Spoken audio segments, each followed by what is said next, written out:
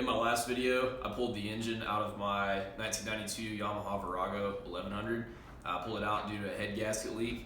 When I got this bike out of storage after it sat for about 4 months with fogging oil in the cylinders for the winter, I tried cranking it up. I wanted the fire, but it couldn't quite get going, and I noticed a puff of air and smoke coming out of the head gasket areas around there from both cylinders like that. So the compression was also pretty low. It was only pushing about 100 psi on each cylinder. So clearly we got some top end issues going on, and we're gonna tear it apart and see what's going on and see what we need to do to rebuild it. So let's get started.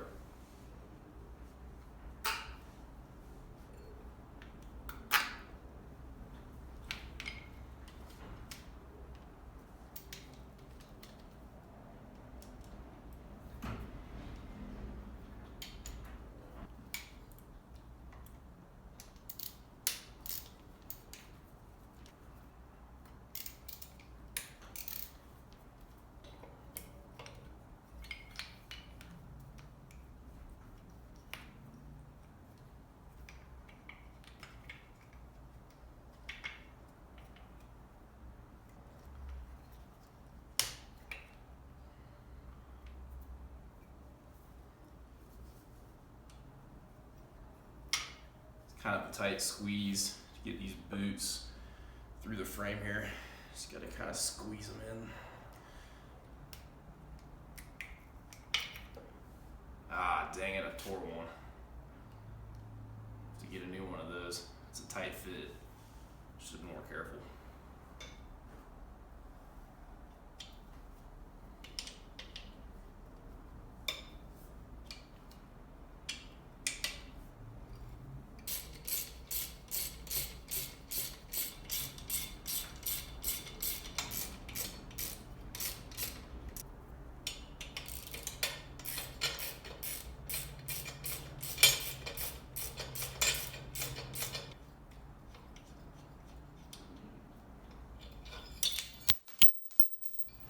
Alright, next step is going to be remove the carbs.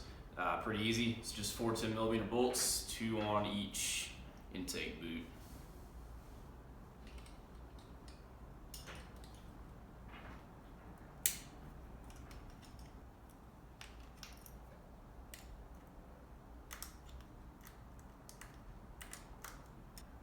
It'd sure be nice if they left enough room on the sides of these boots to get the closed end of a wrench on there, but there's just enough room to where this doesn't quite fit. So you have to sit here for a long time and just turn the open end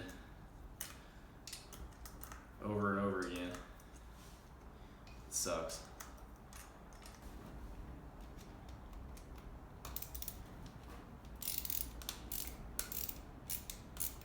I'm gonna go ahead and leave this boot for the rear carb on and see if I can't just remove that after both carbs are out.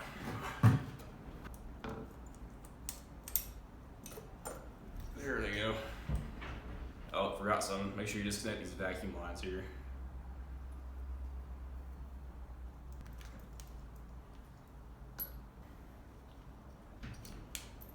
All right. There they are. Easy. The other one's already off, but I'm going to next remove this air induction system line.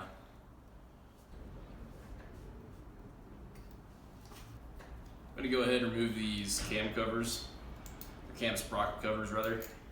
That'll just give me an idea what's going on with the chain when I'm backing the tensioners off to pull the head out.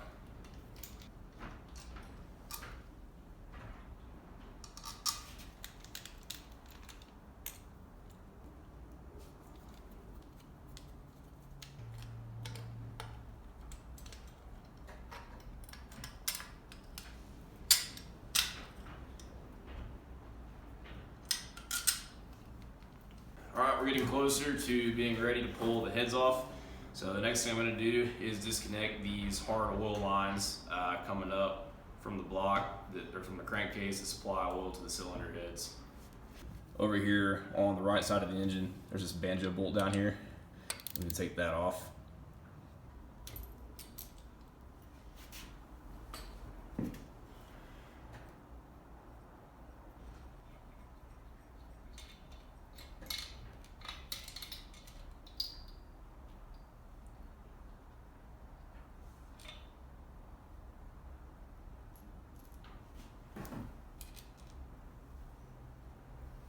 There's a couple little washers behind these, so just watch for those. They're going to drop out when you take these banjo bolts out.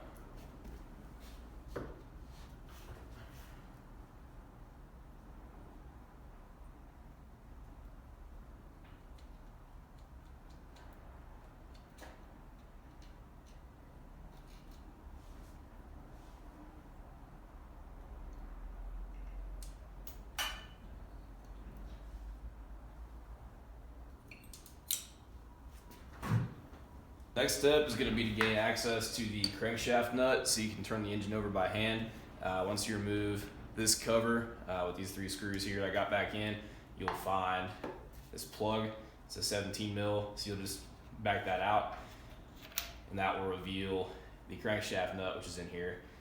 Keep in mind, this is not the crankshaft nut, so if you start hauling on this thing in the clockwise direction, you're not going to turn the engine over, it's just going to break the plug. Don't ask me how I know that. So I went ahead and pulled the spark plugs out, so the engine's not going to be producing any compression, which means it's really easy to turn over. As you can see, it rotates freely. I want to talk briefly about some of the theory of operations of this engine so you can understand what you need to do to remove the cylinder heads. So cylinder number 1 is the rear cylinder on this bike, and the engine rotates in a clockwise direction when viewed from the left side.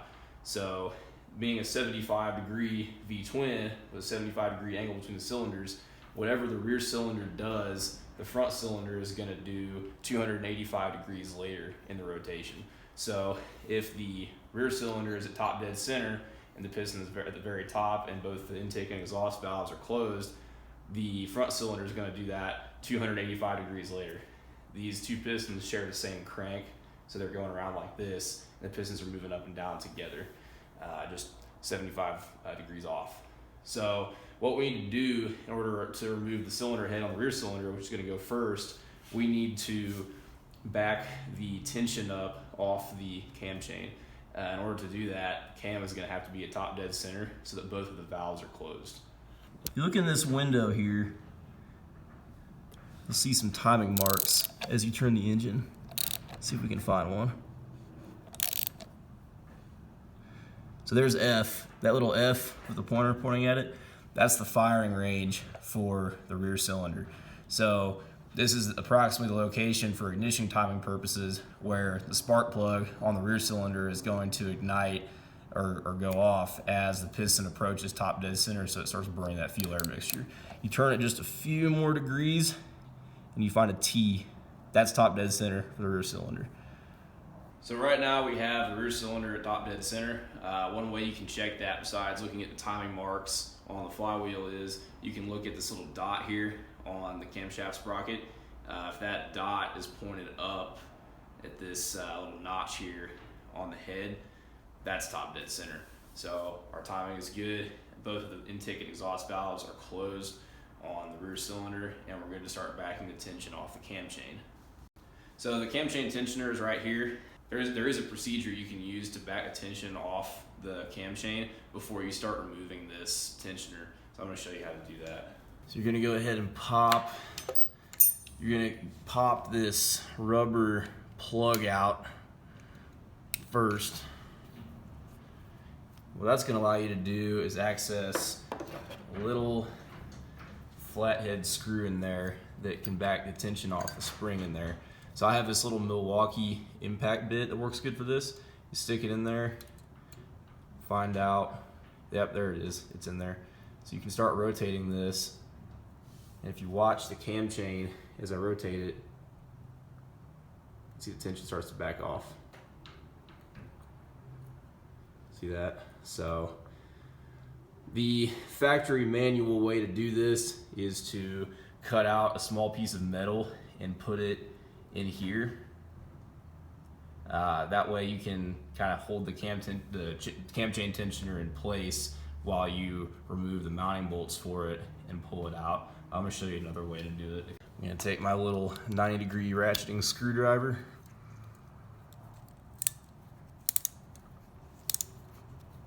I'm going to use that to back the tension off the chain. You can feel it stop. That's how you know the tension's all the way off. It should just stay in there, just like that. And that'll allow us to go in here. That'll allow us to go in here with the ratchet and start removing the mounting bolts. Just gotta be careful to keep this in place.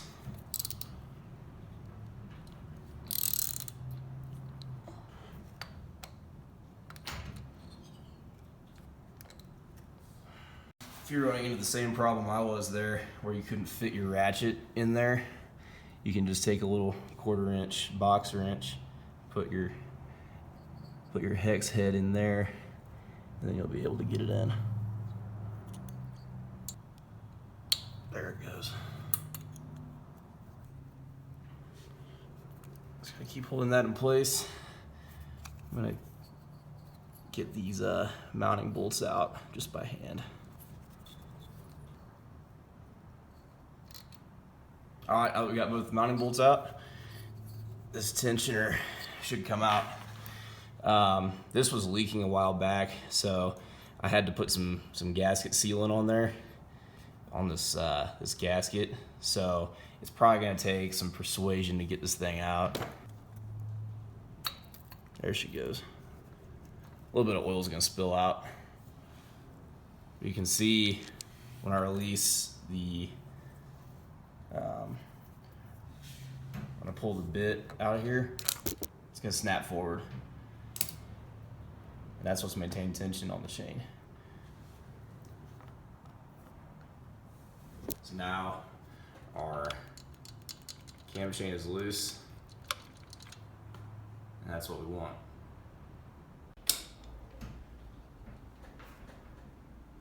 So in order to get the cam chain out, you can see it's loose there, but it's not quite loose enough to come up off this sprocket. So you'll need to pull the camshaft sprocket off in order to free the chain, so you can pull the cylinder head off over it. So you want to get on your crankshaft breaker bar, hold that.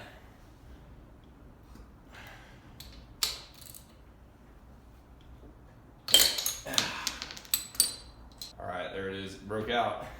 It took some force, but it went.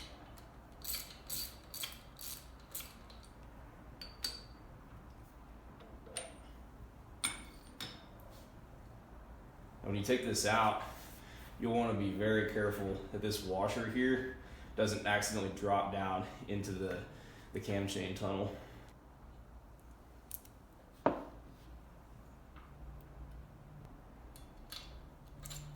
Okay, so just slide the sprocket out from under the chain, and you can just hang the chain off to the side, just like that.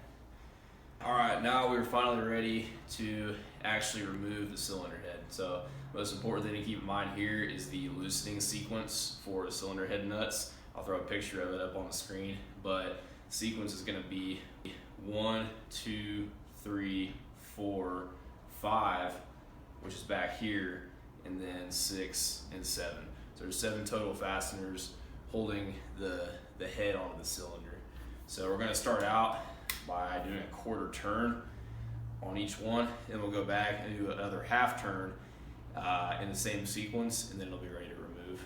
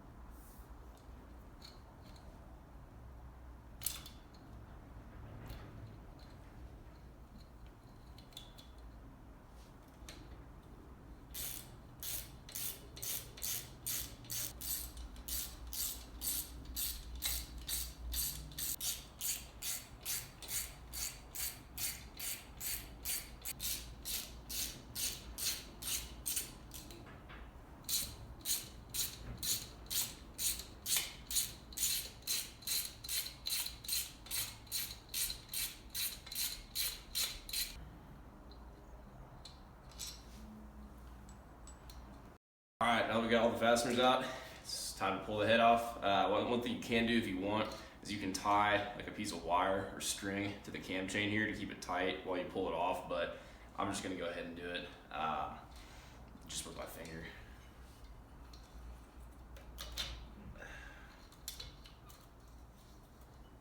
Okay. Put my hand down here, keep tension on the chain.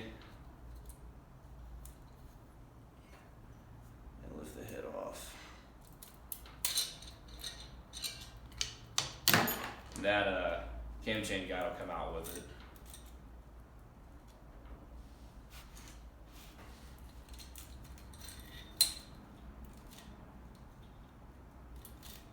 Gasket off. Just let that cam chain hang there. All right, now that we have the head off the rear cylinder, we can pull the cylinder off and see what kind of shape the piston and the cylinder balls are in.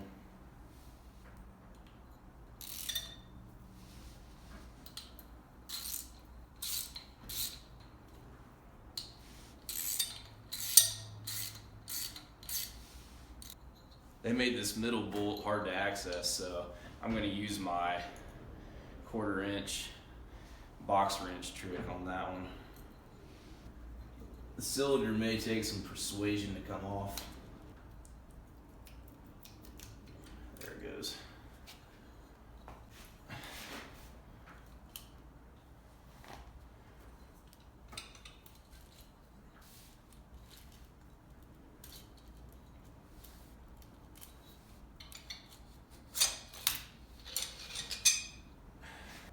Alright, so that is the removal of the rear cylinder.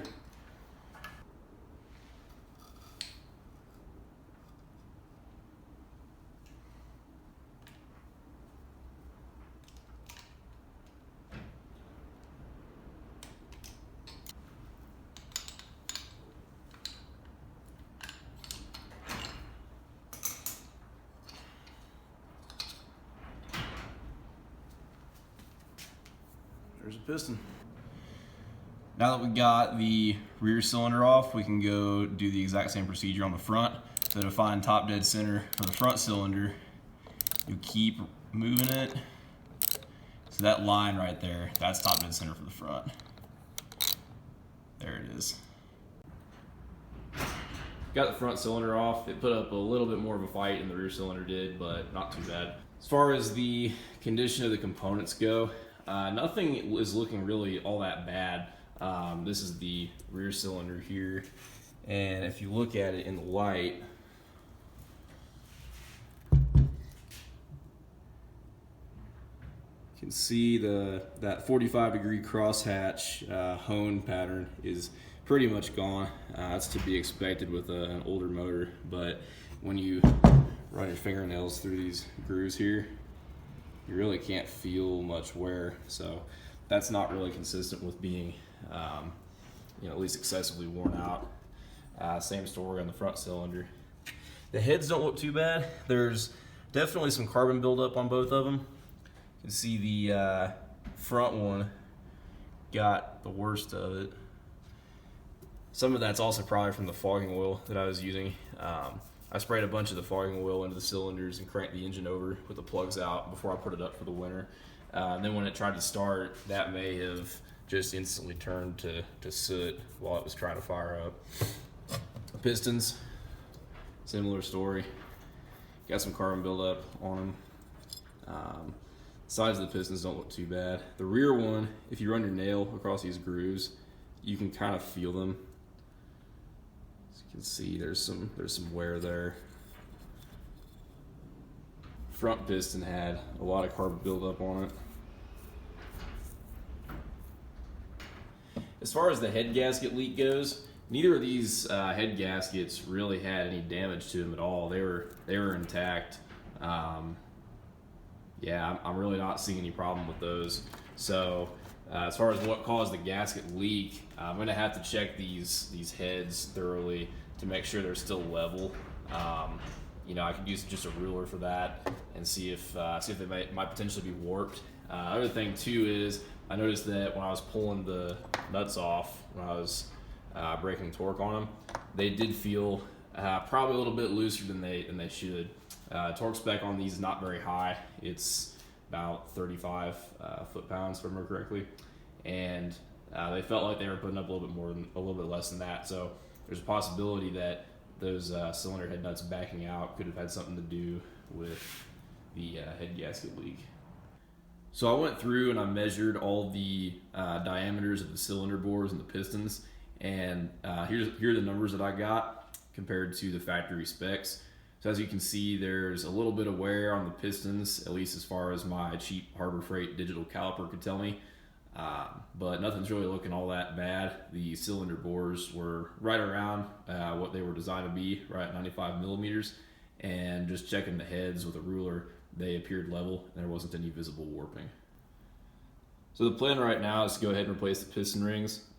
This is more of a might as well type of thing. I've heard very mixed things on reusing piston rings. Some people say you can do it and you're fine, and some people say anytime you pull the cylinders out, or pull the pistons out of the cylinders, just go ahead and replace the rings.